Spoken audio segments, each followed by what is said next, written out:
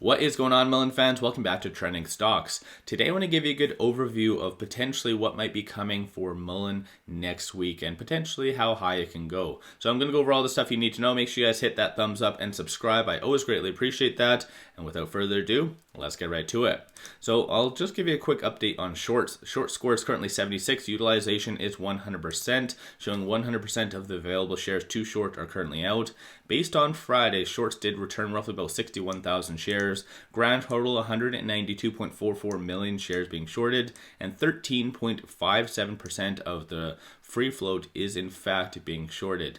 And as you can see, it is once again on the threshold list. So definitely they are running out of available shares. And again, that does give also a nice good foundation and support for Mullen, despite the massive momentum. Cost to borrow as well is 200%, which is extremely high. It has gone down a little bit, but still 200% is good. And I did bring this up in the last couple of videos as well. Cost to borrow minimum. So keep in mind, all of these are different brokers charging different amounts, but there is clearly a broker out there that's just basically paying or charging 7.26%. For whatever reason. They're trying to suppress Mullen because by offering a very low cost to borrow, you are incentivizing shorts to really jump in and really suppress Mullen, like I said. So definitely very interested to see which broker this is. It's not Interactive Brokers because as you can see, theirs is 80%, but still cost to borrow minimum 7%. That's crazy. But once again, moving on from that, based on the overall options activity, things have been very optimistic still. A lot of calls being purchased, and as you can see, this is just basically institutions and shorts hedging. Of course, I'm not blaming them by any means. That's definitely the smart thing to do. But once again, if you take a step back and realize that's actually fairly optimistic, they do and are anticipating Mullen to get over 50 cents. So again, they're just trying to hedge their bets against that, but bigger picture, that's a very, very positive sign.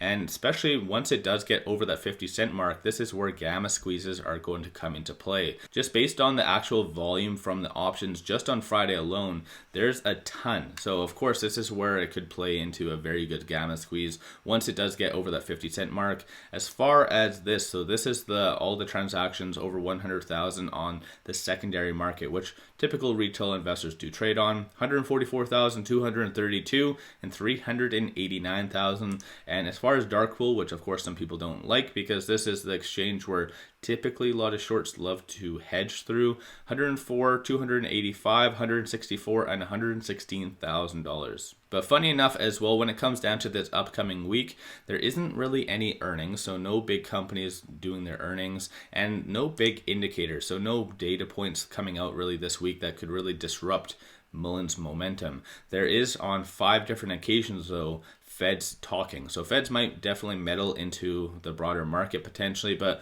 who knows at this stage in the game. There's a ton of momentum, and even Mullen was really defying the market. Mullen was definitely very green on Friday, whereas the market was very much red. So it's absolutely good to see that type of momentum. And when it comes down to the actual technicals, RSI is currently at 65, so fairly neutral. Stochastic is currently at 66, so it is getting up there, but you do still see that deviation, which is the black line above the red, showing a bullish sentiment is behind the scenes. Momentum number retail investors have been getting back in, so that's definitely a very good sign. And it looks like they were kind of getting out since January 11th up until roughly about the 26th. So I think a lot of fears around the shareholder meetings, dilution, and various other things kind of were hitting retail quite a lot.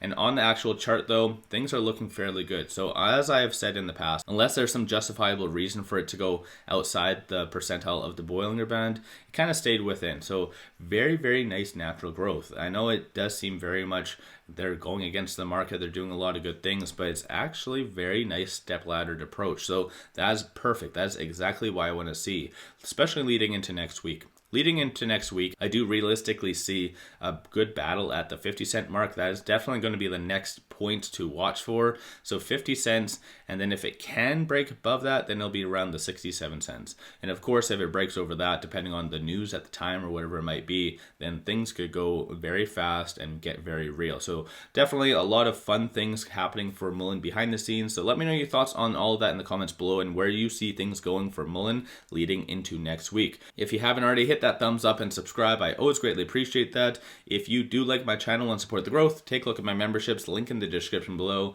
or just hit the join button at the bottom of the screen. With that said, appreciate you guys watching. Let's all make a lot of money on Mullen.